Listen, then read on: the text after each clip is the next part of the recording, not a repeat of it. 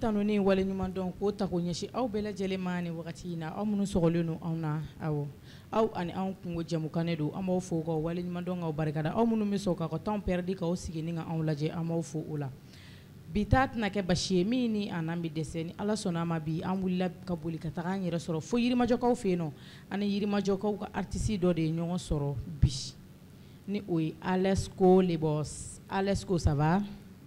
Ça va. Alhamdulillah. Folikan jumɛn b'i bolo k'a ɲɛsin lajɛlibagaw ma? Du coup, même fan in b'a fɛ fɔlɔ. Donc k'an filɛli jama bɛɛ lajɛlen fo. Mali kɔ kan ani Mali kɔnɔ yan. Bien. Foli diyara olu bɛɛ lajɛlen ye foli minɛ. Alesko, i tɔgɔ yɛrɛ yɛrɛ? Ne tɔgɔ ko Abdulkadir Mayiga. Abdulkadir Mayiga. Mayiga, kɔrɔbɔrɔ. Voilà. Tiens, ayiwa, o ye sɔrɔ ye. C'est bien. Mais Abdulkadir Mayiga, mais pourquoi Alesko? Ouais, Alesko tɔgɔ nana cogoya min na. Bon, moi, je suis un jumeau. Ne filani ye. Oui. Donc, du coup, an ka du kɔnɔ. Bon, tɔgɔ kelen de bɛ n wele an na mun ye Abdulkadir Mayiga ye. Mais kɛnɛmala la mɔgɔw t'an wele komi an tɔgɔ an surnom na dɔw b'an wele i n'a fɔ Alasani ani Useni. Donc du coup komi ne yɛrɛ filɛ nin kana don pira kɔnɔ du coup bon ne yɛrɛ y'a choisi komi jama b'an dɔn ni tɔgɔ mun ye donc fana y'o tɔgɔ ta k'o kun tigɛ k'a da Alasko la. Donc e kun ye i b'a fɔ kɛnɛma i bɛ wele Alasani de quoi? Voilà, kɛnɛma ne bɛ wele Alasani. Donc Alasko nin ye nom surumani ye donc Alasko. Voilà, Alasko. Oh, bossi in dun? Bon, bossi, me fɛn fɛn kɛ n ye bossi de y'a la quoi. Hein? Me fɛn fɛn kɛ. N ye bossi de y'a la, je suis papa. Han? Ça fait e mana don ko ko la i bɛ k'o ko tigi ye quoi? Voilà, exactement. Ah ouais. Ah, Alesko Lebos. Ah ouais, o fana faamuyara. Oh, Alesko, e bɛ musique kɔnɔ a bɛ san joli bɔ? Bon, a bɛ dɔɔni bɔ. A bɛ san 4 ɲɔgɔn bɔ comme ça. San 4. Son joli b'i bolo? Bon, n tɛ se k'a bɛɛ fɔ nin heure in na parce que n ye mixtape bɔ stafurulayi n ye comment dirais-je EP bɔ. Bon, yanni EP bɔ ni cɛ n ye son caman bɔ. Oh, mais son joli tun b'i ka EP kɔnɔ? Bon, n ka EP ye morceau 4 de. Morceau 4. Mais e ka son bɛɛ faralen ɲɔgɔn kan e t'a da dɔn wa? Bon, n ye dama-damani bɔ bon n tɛ se k'a bɛɛ mémoriser. O clip dun i ye clip kɛ ya? N ye clip 2 kɛ. Clip 2. Ok, c'est bien. O fana mais e ka clip ninnu na mɔgɔ de b'a financer wa ou bien i yɛrɛ de b'a bɛɛ wari bɔ i yɛrɛ ye? Non, mɔgɔ bɛ yen mun b'a financer. A 2 bɛɛ? A 2 bɛɛ. Mɔgɔ de y'e ka clip 2 bɛɛ financer? Mɔgɔ de y'a 2 bɛɛ financer. Ouais. Oh, mais son ninnu dun? Bon, son souvent bon ne yɛrɛ bɛ se ka dɔw financer mais manager bɛ n na. Bon, manager bɛ n ka son financer fana. Donc e ni manager 2 de bɛ jɛ ka son ninnu financer quoi? Exactement. Mais dɛmɛbaga t'i la o yɔrɔ la quoi? Non. Mais e ko ko mɔgɔ 2 i ka clip min financer nin ye o olu fasa de don wa ou bien? Non, olu fasa tɛ. U fasa tɛ? Ok. O fana faamuyara. Oh, mais Alesko nin bɛɛ la tan e ko ko mɔgɔ t'e bolo min bɛ e ka son financer mais tellement que e ka son ka ca ale yɛrɛ t'a da dɔn. Bon, n yɛrɛ ye caman kɛ o. Oh, mais ne bɛ taa studio la dun déplacement ni fɛn ninnu. Voilà, sisan ni sera kuma ma. Moyen de déplacement ko ninnu bɔ o b'an sɛgɛn i n'a fɔ studio la tan ninnu na. I m'a ye wa? Donc o cas ninnu caman bɛ yen. A difficulté ka ca kojugu mais ala barika la n yɛrɛ bɛ n débrouiller cogo bɛɛ lajɛlen pour que ka taa studio la bon n ye son kɔni caman bɔ. Ok. Mais moyen de déplacement ko la i b'i bolimafɛn b'i bolo ka taa? Bon, pour le moment bolimafɛn bɛ n bolo. Bolimafɛn b'i bolo? N ye bolimafɛn sɔrɔ. Ok, c'est bien. Mais e ka studio ni so a cɛ ka jan? A cɛ ka jan dɛ. Studio bɛ min? Bon, ne tɛ taa studio kelen na. N ka studio dɔ o filɛ nin ye Ɲamana kɔrɔnin yan mun ye Derby fɛ yen a bɛ se ka kɛ mɔgɔ caman b'a dɔn. Bon, dɔ bɛ Sebeni kɔrɔ u b'o fɔ ko Lafiya Prod. Fo Sebeni kɔrɔ donc an bɛ to ka taa yen souvent. Sabalibugu kuranin na fana dɔ bɛ yen. Studio 3. Ɔ mun na e tɛ to studio kelen na? Bon, ça dépend. Mun na? Bon, mun voix mixer un problème yoro la bon mais c'est ka studio bo yoro mais te ka son bo yoro do la mais ou voix ti kelen quoi do bi voix est normal donc c'est bon mu ko so yere mais africanté ina fo ko Jean ni deme ko position mun fo mun be en se ka studio ko problème na bon o yoro ni be bala o ko so ne ti se ka studio kelen fréquenté pour le moment. Oh mais si ça studio kelen te se ka soro e fle ka min fo be bi soro studio min kona a bɛɛ bɛ se ka sɔrɔ studio kelen na mun ye lafiya prod ye. Même na ti to kelen ma. Bon ne yɛrɛ de tɛ ne yɛrɛ m'a décidé ka to studio kelen ma pour le moment d'abord. O dun i kan ka to yɔrɔ kelen de la u bɛ sɔn k'i dɛmɛ kosɛbɛ ni i bɛ yan bi i bɛ yan sini o ma ɲi dɛ. A ma kɛ ko min tɛ sɔn bɔ lafiya prod fɛ a ma kɛ ko min t'a bɔ yan fɛ pour le moment ko n bɛ k'a bɔ studio bɛɛ la avantage kama. Souvent studio tigiw yɛrɛ de bɛ n wele a karisa n bɛ fɛ i ka na an bɛ baara kɛ o de bɛ n bila ka studio 3 in bɛɛ fréquenter. O de kuma ye i kumana sisan a fɔ dɔrɔn ko y'i wele de k'i tagara. Voilà. Mais ne hakili la i yɛrɛ ka choix de don quoi ka taa bɛɛ la. Non n yɛrɛ ka choix tɛ. Ok Tanimiso wa. Ah oui. Tanimiso. Tanimiso. Tanimiso. Tanimiso. Fɛn bɛɛ fɛnnen don ka ban. Fɛn bɛɛ fɛnnen. Den bɛ yan. Den bɛ yen. Joli. Bon ko bɛ yen dɛ. An ka passe o yɔrɔnin kan. Tɔnɔ o fɔ sa o bɛ sɔn k'a ja dɛ. Non pour le moment an ka passe o yɔrɔnin kan foyi tɛ fɔlɔ. Fɛn tɛ yen fɔlɔ ok ala ka dɔ nɔgɔya. Mɔgɔ ti da kunna di dɔn n'i y'a fɔ an bɛ dugawu kɛ. O fana ye bɔ ko bon an fana ma décider ko décider fɔlɔ ni ko est-ce que bɛ kɛ an ma ko décider fɔlɔ quoi. A bɛ décider de ya. A bɛ décider de dɛ. Ni ma pɛrɛ fɛn kama a ma nɔgɔn quoi. Munna i ma pɛrɛ. Non bon an ka pɔn kunna ma pɛrɛ n mago bɛ fɛn dɔ de la fɔlɔ fo ka sɔrɔ fɔlɔ ni quoi est-ce que bɛ kɛ. Tɔnɔ mɔgɔ ti ka ko bila ko fɛn dɛ den bɛɛ n'a garisɛgɛ de bɛ na dɛ. Cɛ den dɔ bɛ yen nɔ n'i y'olu sɔrɔ i bɛ kɛ sana loloni ye dɛ. O ye tiɲɛ. Ko dɔ ka jugu a ka fisa dɛ tɔnɔ. Effectivement. Ayiwa ala k'a nɔgɔya. Komi i yɛrɛ ko aw bɛ k'a programmer de ça fait a bɛna fɔ ko in ye programmation de. Voilà. A y'a programmer ala k'a nɔgɔya. Yarabi ala ala k'a nɔgɔya. Donc an bɛ taa ɲɛfɛ. Maintenant e bɛ yɔrɔ min na sisan i kɛlen don ka yɔrɔ dɔ de ta location na wa ou bien i bɛ famille na? Non pour le moment n tɛ famille na parce que moi mon vieux il était en Côte d'Ivoire. Ouais. Ouais, moi je suis venu au Mali en 2014. 2014. Ouais, mais n tɛ famille na n kɛlen bɛ ka so ta n yɛrɛ de. Location na. Mais olu ko ninnu dun e b'olu gérer cogo di? Non a bɛ gérer. Mɔgɔ b'i bolo ou bien i bɛ baara wɛrɛ la min tɛ musique ye? Oui, n bɛ baara wɛrɛ la. Moi je suis un couturier. Ouais, o de kosɔn n y'a f'i ye n ka kuma daminɛ na ne bɛ don fɛn fɛn na n'o chef de. Tiɲɛ don i y'o fɔ donc i ye finikalala fana ye quoi? Voilà. Ka taa ni n ka fini dɔ ye. Problème t'a la ni pɛrɛla waati o waati. Modèle ka di. Kana se ka fiyewu. O kow tɛ finikalala sɔrɔla a tɔ ye fini ye. Fini bɛ sɔrɔ finikalala sɔrɔla fini bɛ sɔrɔ donc i bɛ location de la. Oui. Mais la location na pour le moment. I yɛrɛ de b'o bɛɛ gérer. N yɛrɛ de b'a bɛɛ gérer. La mère dun? Bon la mère elle est en Côte d'Ivoire. Bon l'ex dun? Bon a nana yan pour le moment a bɛ n fɛ. A b'i fɛ yan nɔ. I k'i hakili to la mère la dɛ. Non inchallah. Ba ko in ka gɛlɛn dɛ. Non a ma nɔgɔn. Dɔw bɛ ka ala deli don o don k'olu ta ti yan nɔ ko ala tun k'olu ta k'u kɔrɔ. An tɛ se ka kulonkɛ kɛ ba ko la o. Donc min b'i kɔrɔ i b'i jija a la. I k'i hakili to a la kosɛbɛ i bɛ ko o ko la ba ko ka gɛlɛn n'a bɛɛ ye dɛ. Ayi non ba ko kɔni ma nɔgɔn.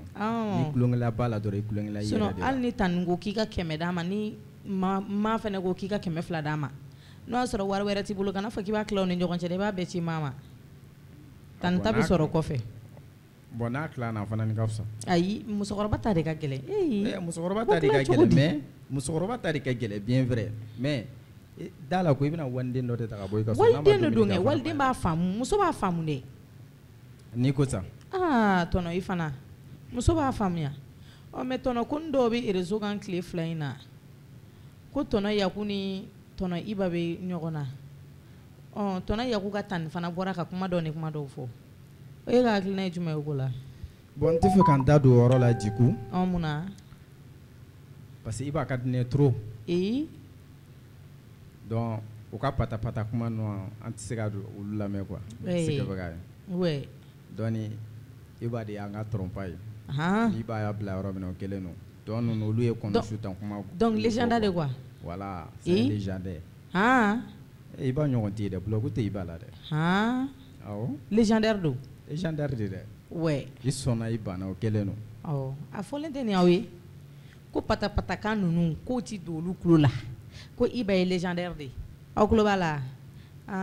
Papa n'a toro fɛ. Voilà. Mais e bɛ se i b'a ka dɔnkili dɔ la. Bon, pour le moment, n tɛ se k'a ka dɔnkili da ten mais n ye i b'a kanu kojugu parce que moi ni i b'a kanu depuis en 2009. 2009. Depuis plutôt ça fera depuis 2009 n ye i b'a kanu à ce temps n bɛ Côte d'Ivoire n ye i b'a kanu n b'a ka dɔnkiliw lamɛn fɛn ni fɛnw mais k'a fɔ ko n bɛna n sigi k'a ka dɔnkili yɛrɛ da k'an inspirer a kan non. Pour le moment, mo idée blanc qu'on a fallu parce que il va y baara mun kɛ ka bila tɔw ɲɛ ne fana bɛ ka baara kɛ pour que ka tɛmɛ i b'a yɛrɛ la. Ouais. Donc n tɛ se k'a fɔ ko n bɛna musique fila lamɛn ɲɔgɔn fɛ quoi est-ce que vrai. Mais e ka rêve ye ka artiste jumɛn de ye Mali kɔnɔ yan? Ka artiste jumɛn ye Mali kɔnɔ yan? Awɔ i b'a fɔ artiste ba dɔ bɛ sɔrɔ yen nɔ min ka di ye i bɛ ka Ala deli don o don i n'a ka ɲɔgɔn ye. N y'o de kuma f'i ye o ye i b'a kelen de ye. Kana se ka fɛ n taara fɛ mais an ma se ka ɲɔgɔn ye de. Ouais. Oui, il va kelen de Mali kɔnɔ. Donc il bɛ fɛ k'ale yɛrɛ de ɲɛ na. Voilà. I b'a wan. I b'a wan. Mais n'i bɛ fɛ ka i b'a fɔ mɔgɔ dɔ bɛ yen nɔ ka genre i b'a sɔrɔ artiste dɔ bɛ yen nɔ n'i ye ka son lamɛn dɔrɔn inspiration min na i la. Inspiration min na i la est ce que n tɛ nin kɛ n tɛ nin yɔrɔnin ta ka don n ka son na est ce que n tɛ nin kɛ tan. Ne ka inspiration ye n yɛrɛ de ye o. I yɛrɛ. Awɔ. Donc e tɛ inspiré ni mɔgɔ si ka son ye. Ne tɛ inspiré ni mɔgɔ si ka son ye. Ne ka inspiration ye n yɛrɛ de ye. Ouais. Ne bɛ actualité de lajɛ ka sɔrɔ ka son bɔ. Ne tɛ inspiré ni mɔgɔ si ka son ye. A bɛ se ka kɛ n'i ka son lamɛn a diyara n ye n b'a lamɛn mais ka fɔ ko n bɛ inspiré n'i ka son de ye pour que ka son bɔ non o bila. Donc i ka inspiration ye i yɛrɛ de ye. Voilà. Ok. N'i ko ten tɔ nɔ o fana faamuyara. Bon maintenant sisan e ko e ka son caya kojugu ko hali e t'i ka son ninnu da dɔn mais munna e t'i ka son bɛɛ kɛ fɛngɛ kelen na pourquoi pas? I n'a fɔ fɛngɛ kelen jumɛn? I n'a fɔ sa k'a bɛɛ kɛ mixeur kelen na quoi. Bon pour le moment son yɛrɛ dɔw bɛ yen o ma bila fɔlɔ ni. Min ma bila a ka ca. Min ma bila a bɛ 3 bɔ. O ma i bɛ ka album de préparer ya? Bon non ma album kɔni préparer mais n bɛ ka mixtape de labɛn. Parce que n bɔra ka EP kɛ a ma mɛn donc n bɛ ka mixtape de labɛn. Donc i bɛ k'o de labɛn fɔlɔ. Pour le moment. C'est bien mais i bɛ fɛ ka son joli ɲɔgɔnna k'o kɔnɔ? Son 6. 6 in na 3 de kɛra. Voilà 3 de kɛra. Mais i ka mun bɛ k'e bali ka tɔ 3 in kɛ sisan? Foyi tɛ k'an bali n yɛrɛ tun ka kan ka taa studio la kunun mais programme dɔ donna don a kɔrɔ donc n ma se ka taa quoi. Donc foyi tɛ k'i bali? Non foyi tɛ k'an bali pour le moment. Musaka ni fɛnw bɛɛ bɛ yen? Non olu kɔni bɛɛ sigilen en place. E ko mɔgɔ tɛ yen min b'i dɛmɛ? Ouais mɔgɔ tɛ yen mun bɛ n dɛmɛ parce que ne ka financement dɔw ye n yɛrɛ ye n ka financement dɔw ne ni manager bɛ jɛ ka projet kɛ. Hali bɔsi ba kelen Mali belebelebaden na bɔsi foyi tɛ yen. Bɔsi zéro. Hali min bɛ waati sera o bɛ sɔrɔ. A waati de ma se fɔlɔ ni. Mali faama ninnu na jɔnni ka di ye? Mamala Baroni Gambi fɛngɛ ninnu. Bon Mamala de ka di ne. Mamala de ka di ye. Trop même. Munna i tɛ don studio la yen? Bon n ma don o ba dingɛ ninnu kɔnɔ fɔlɔ mais pour le moment a bɛ nalen. E ko i ma don o mun kɔnɔ? N ma don o ba dingɛ in kɔnɔ fɔlɔ quoi. Ba dingɛ? Nin ye kɔrɔbɔrɔ bamanankan fɔla ye dɛ. Cɛ. Ok. Bon an b'an débrouiller. I ma don olu domaine kɔnɔ fɔlɔ? Non. Munna ye? Bon a man di n ye i n'a fɔ ko ka taa son bɔ mɔgɔ kan parce que bi bi in na mɔgɔya ka gɛlɛn kojugu. Trop. Donc i bɛ taa son bɔ son filɛ nin n'i y'a bɔ mɔgɔ kan n'a nana ko k'i la mun tɛ bɛn i ma I tɛ se ka son in supprimer bilen o y'a taalen de. O kɔni o tɛ kɛ bilen. Donc a ma nɔgɔn. Hali ne y'a supprimer e de b'a supprimer minnu y'a ta olu t'a supprimer o kɔni o ye son taalen de. Dɔw de kɔsɔn pour le moment ma se ka son bɔ mɔgɔ kan fɔlɔ ni mais n ye son kelen de bɔ pour tout dernièrement na n passera plateau renouveau kan mais olu yɛrɛ de y'a demandé n fɛ. Jɔn? Renouveau mɔgɔw yɛrɛ de y'a demandé. Donc n y'o son bɔ mais ma de ka son wɛrɛ bɔ i n'a fɔ ko mɔgɔ kan mais n y'o tɔgɔ dɔrɔn de fɔ sinon ma pasada. Donc son kɔnɔ y'u tɔgɔ fɔ. N y'u tɔgɔ fɔ sinon dɔw yɛrɛ ye ɲininka ko mun na ko mun pasada n ko non mais n kɔni n ye u tɔgɔ fɔ n ka son kɔnɔ u ka membre bɛɛ. Membre bɛɛ? A bɛɛ. Yen jama ka ca dɛ. Bon o ni minnu bɛ baara kɛ. Ok. O ni minnu bɛ baara kɛ son laban na u baden ba ne yɛrɛ tɛ dɔw dɔn yɛrɛ. Mais i y'u tɔgɔ fɔ dɔrɔn. N y'u tɔgɔ fɔ parce que tɔgɔ cira n ma. A cir'i ma de wa? A cira n ma donc n y'u bɛɛ tɔgɔ fɔ. Ok. O fana o faamuyara. Maintenant hypocrite ni nafiki jumɛn ka di? Ni fila si yɛrɛ man di ne. Ayi choix bɛ kɛ dɛ i bɛ kelen ta. Bon hypocrite ka fisa ni nafiki ye. Hypocrite a ka fisa. O ka fisa ni nafiki ye. A ka fisa. Nafiki e ka nafiki ka fisa ni subaga ka fisa ni nafiki ye. Nafiki bɛ jamana ci de. Mais n ko hypocrite b'i dun de i kɔfɛ de yanni i bɛ bɔ a kalama wagati min na o b'a sɔrɔ a tilali la de. Ne k'a f'i ye n ko nafiki de bɛ jamana ci. Cogo di? A bɛna dɔ fɔ e ye yan ka taa dɔ fɔ nin ye yan k'aw kun kari ɲɔgɔn na. A bɛ jamana fila halaki donc nafiki man ɲi quoi. Hypocrite dun? Ale ka an bɛ se k'a fɔ u ka fisa dɔɔni. Cɛ. Dɔɔni dɛ u ka fisa dɔɔni. Mais ni hypocrite jɔra ka bɛ jamana ci fana koyi. Bon a bɛɛ ye fɛn sugu kelen de ye ni fila bɛɛ ye maa sugu kelen. A fila bɛɛ ye maa sugu kelen de ye hypocrite o komi phrase de b'o u bɔ ɲɔgɔn na dɔrɔn. Mais e ko hypocrite de ka di. Dɔ ye ayi o tɛ dɛ nafiki ni hypocrite ye ɲin jugu de ye bamanankan na. Bon phrase dɔrɔn de b'u bɔ ɲɔgɔn na sinon o bɛɛ ka surun ɲɔgɔn na a bɛɛ kelen a kɛla komi subaga ni nafiki. Min bɛ yɛlɛ. O bɛɛ ye kelen de ye o. Ninnu bɛɛ ye fa kelen ba kelen. Subaga fana ni nafiki bɛɛ ye kelen ye. A bɛɛ ye kelen o parce que nafiki fila subaga fila ale bɛ se ka mɔgɔ kelen dɔrɔn de don su kɔnɔ mais nafiki bɛ se ka jamana kuturu yɛrɛ de bila ɲɔgɔn na su kelen donc mɔgɔw de don mun tɛ kelen ye mais u ka surun ɲɔgɔn na. Nin wagati in na i bɛ ka baara jumɛn de kɛ i bɛ studio de la wa i bɛ clip labɛn de la wa ou bien i bɛ label de la wa i bɛ jumɛn de la? Non n tɛ label. I bɛ jumɛn na nin wagati la? Bon n kɔni bɛ son bɔ fana i n'a fɔ n y'a f'i ye cogo min na ni mixtape labɛn na. Ouais. Donc san'an ka taa ɲɛfɛ lamɛnbagaw an bɛna kɛnɛ di Alasko ma donc a bɛna sɔn a ka son dɔ jouer fɔlɔ. Aimuto kafoma nyesibile meulame ankunjigi Muhammadu sallallahu alaihi wasallam oye kumasube fama muma bala dakana ni dunye ne dakanye jonte sikambali ola au bebe kam korobowa korobotu dundenna au dumbe kam korobowa korobotu dundenna au bebe femi me bonda odunte se ka bonda ngadini te soma mfani mbao pega lame togoni koro pega lame au benyini yoromina ne temena o yorobeka plaisir ni papuyo ayajanto yarabunna moya dundo yale ibenya mo mi mabi okele mebi tuyala mfani mbaya funyi unga janto moyala sabuhoro ndo yala odi sira moyanye una minyo njugu yala una minyo kwani yala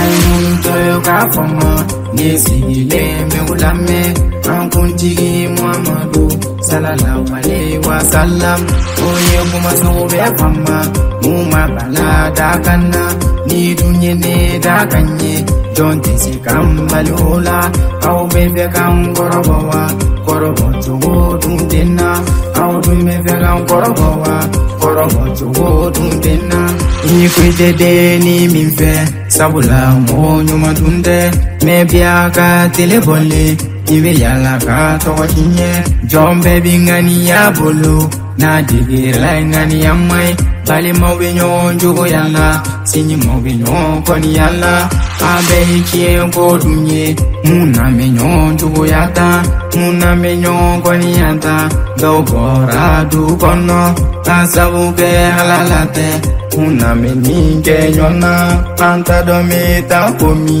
anta do me ta jami dunya gele yalla dunya sige gele yalla ay mun troyo ka fama ne sigile me ulame an kunjigi muhammadu sallallahu alaihi wasallam oye kuma sube fama mu mabala da kanna ni dunye ne da kanye jonte se kambalula au bebe kam korobowa korobo chugo dundena au dume be kam korobowa korobo chugo dundena je dadi son jara toro ni mbok ma mena bon ma me ko sebe abi kalo jolbo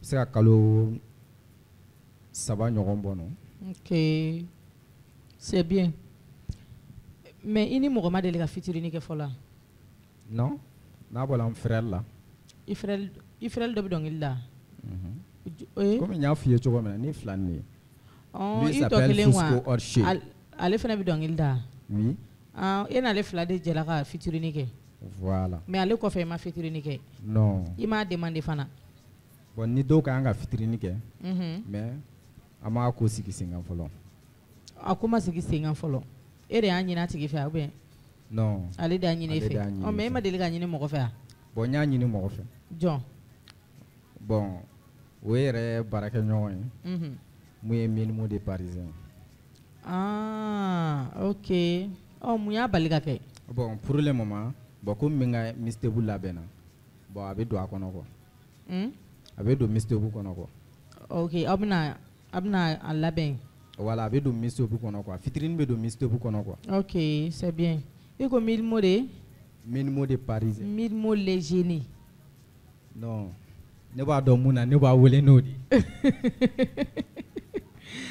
ok n'i ko ten tɔ sɔɔni an ka émission bɛna kuncɛ san'o cɛ sisan ni mɔgɔ min mago b'e la i n'a fɔ anniversaire ninnu ni concert bɛ ne bolo ne bɛ fɛ i ka taa i b'a fɔ dɔ nana ka concert marraine di ne ma quoi a ka di ne ye ka taa participer yen nɔ olu n'a ɲɔgɔnnaw i bɛ taa oui n bɛ taa pourquoi pas ayi dɔw tɛ sɔn olu ma u b'a fɔ ko fo kotigi yɛrɛ de k'u wele mais i delila ka concert kɛ wa si min ne ni n frère an ye concert kɛ lycée La Laïcha la mun filɛ wara ka sira fara la a ye reçu la trop même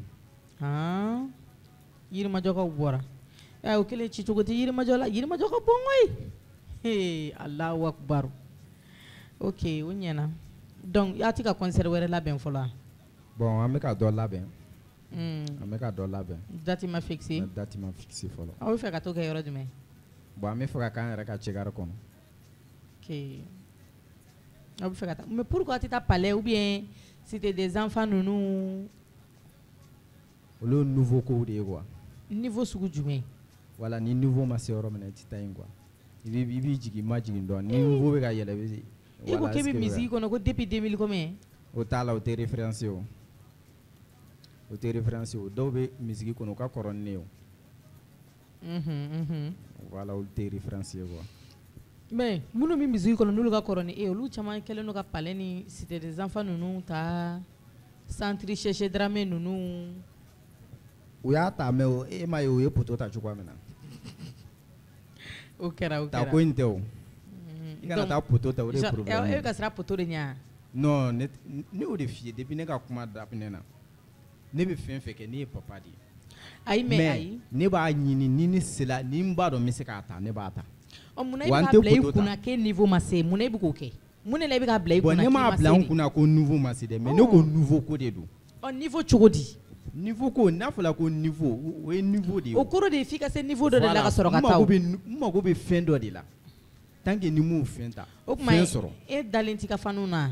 Ne dalen n'u la kɛ. Mun na i tɛ taa palais? Ne dalen n'u la mais fɛn ye waati la ko de ye o n'a waati ma se i tɛ se k'a kɛ cogo si fo a waati de ka se. Sinon dɔw bɛ yen u ka kɔrɔ ni ye o.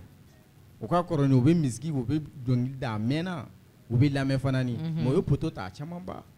Mais i b'a dɔn poto in de b'a to i bɛ courage ta. Ni i b'a jateminɛ artiste fɛn fɛn bɛ yen n'a ye concert kelen kɛ n'a ye échec kɛ filanan o bɛ reçu dɛ. Échec artiste ka concert fɔlɔ échec man ɲi a yɛrɛ ma. E b'o dɔn e ka kan ka sɔrɔ game kɔnɔna na o. Ayi ne t'o kɔnɔ ne tɛ game kɔnɔ n ma don fɔlɔ. Munna a ma ɲi i ma? Non a man ɲi i ma parce que artiste filɛ nin ye i ka échec fɔlɔ a bɛ jouer i ka carrière musicale kan kojugu. Mais et pourtant artiste baden de bɛ yen minnu ye échec kɛ u ka concert fɔlɔ la mais a kɔfɛ u bɛ tila ka son dumanw bɔ parce que n'i ye poto ta genre a dɔw bɛ se ka kɛ faniko ye i b'a dɔn maliyɛn yɛrɛ ka vie ye min ye ni i bɛ ka son bɔ son ka di mɔgɔ ye an b'a fɔ karisa ka d'an ye karisa f'an su ala ka n'i ci dɛ. E ma Iba ninnu yan. Iba ninnu ye légendaire ye cogo min. Olu ma daminɛ bi koyi. TikTok fanu ninnu olu tɛ fani ye koyi. Voilà. An t'olu jate fani ye sa. N ka son ka di maa snap olu tɛ référence ba ye. N'i ta TikTok commentaire fɛ. N'i ta o commentaire n'o snap ba fɛ a n'o appel ba taa nin ta i ka taa ban ye. O b'i wele a? O bɛ to k'e wele a? Bon an ka bɔ o domaine kɔnɔ mais e ka taa ban ye. Ayi e ka kuma in m'a yira k'e b'i wele mɛnɛ. N'i taara ta i yɛrɛ b'a dɔn ko ka fɔ fɛn min bɛ yen. Ça fait o bɛ to k'e wele ka to k'a fɔ ko taa palais ta i ka d'an ye. Non mɔgɔ ma deli ka n wele fɔlɔ ko taa palais ta. Mɔgɔ ma deli k'o f'i ye fɔlɔ. Mais mɔgɔw ye encouragé concertw kɔni kɛra. Bon n ka concert filanan bientôt inchallah n'Ala sɔnna o yɛrɛ bɛ sira la. Npogotigininw bɛ to k'i wele. Bon olu t'anw kunna pour le moment quoi. Awɔ ne b'a dɔn a t'i kunna mais o b'i wele. Anw jarabi ye fɛn kelen dɔrɔn de ye. Musique. Voilà. A faamuyara mais o kɔni b'i wele kuma de bɛ yen ne tɛ ka kuma ni e yɛrɛ ta ye koyi. Bon olu ye ça c'est obligatoire. Olu bɛ se ka kɛ. Olu bɛ se ka kɛ. U bɛ mun fɔ n'u ye wele. Musow b'i wele aw bɛ barow kɛ bon. Mais kuma sugu jumɛn de i jɔ. I ka son bɛ snapper bon sinon à part ça rien du tout hein. Kuma sugu jumɛn de bɛ yen ni fani ye wele k'a f'i ye i b'i énervé. Jumɛn. Kuma dɔw bɛ yen nɔ n'i welela k'o fɔ dɔrɔn i b'i dimi mais i tɛ sɔn a tigi k'a sentir k'i diminen don. Faniw bɛ to ka kɛ mɔgɔw la o. E ka ne wele. Kuma mun man di n ye. Ayi a t'a dɔn k'a fɔ k'a man d'e ye o. Min ka d'ale ye a b'o de fɔ e ye mais i b'a sɔrɔ a ka phrase dɔ bɛ yen nɔ o bɛ ni e y'o mɛn o kuma bɛ digi e la mais i tɛ sɔn a k'a sentir kumakan na k'a fɔ k'a ye kuma min fɔ k'a digir'i la. Fani ka kuma bɛɛ ka di ne ye fo fani hypocrite. Voilà e b'o dɔn cogo di de. Parce que fani hypocrite filɛ nin ye ale de bɛ se k'i ka misiki lamɛn a yɛrɛ b'a dɔn ko misiki in diyara.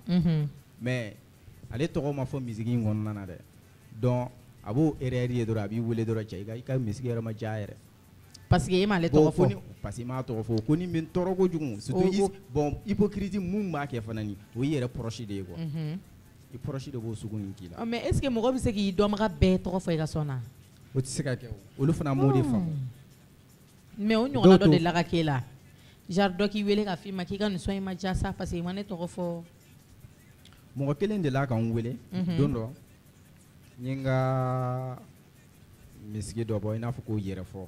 N ye n ka yɛrɛfɔ son bɔ tuma min na n y'a clip kɛ a ye ne wele ko tiɲɛ yɛrɛ la ko non ko voix ka di voix poselen don mais c'est que si i ye fosi kelen kɛ i ma n tɔgɔ fɔ direct ne y'a faamu ko e kɔni e ye hypocrite de sa ne tɛ jigin e la sa e k'i pɛtɛ ban ne tɛmɛna ni n ka ci ye quoi. E y'o f'a ɲɛna. Ne y'o f'a ye dɔrɔn ne tɛmɛna n ka ci fɛ quoi. O kɔfɛ a mɛ wele bilen yan. O kɔfɛ a ma ne wele mais a bɛ to ka message ci ne ma mais olu tɛ n ka kow ye quoi. Donc hali n'a sɔrɔ e tun kan k'ale tɔgɔ fɔ e tɛn'o fɔ bilen o. Ne tɛn'o fɔ bilen o. Ne t'o tɔgɔ fɔ o parce que misiki yɛrɛ filɛ nin ye bɛɛ tɔgɔ tɛ se ka wele a la o. A ma nɔgɔn dɛ.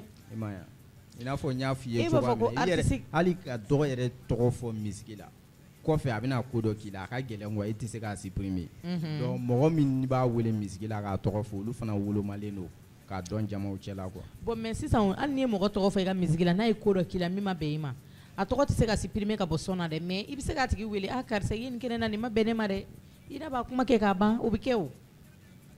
Ale de y'a kɛ ne na non mais pourquoi ne b'ale wele. Ayi mɔgɔ bɛ don mɔgɔ gasi la ka sɔrɔ i t'a kalama. O bɛ se ka kɛ.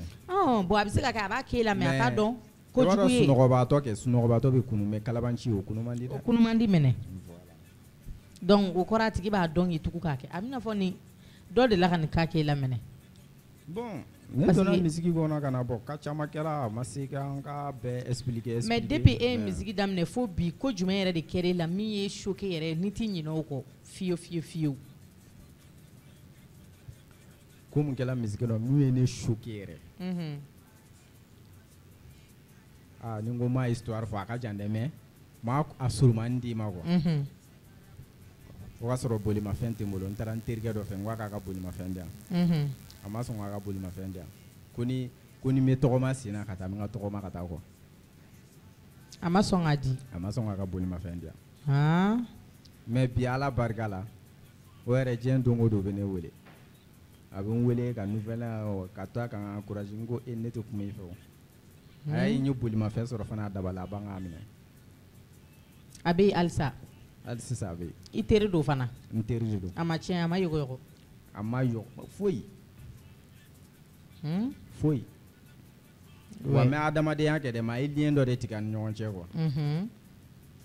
Juguya ma ɲi mɛnɛ kana mɔgɔ jɛ i bolofɛn na ce n'est pas joli à voir surtout i collègue a ma ɲi quoi a bɛ bɛn inshallah.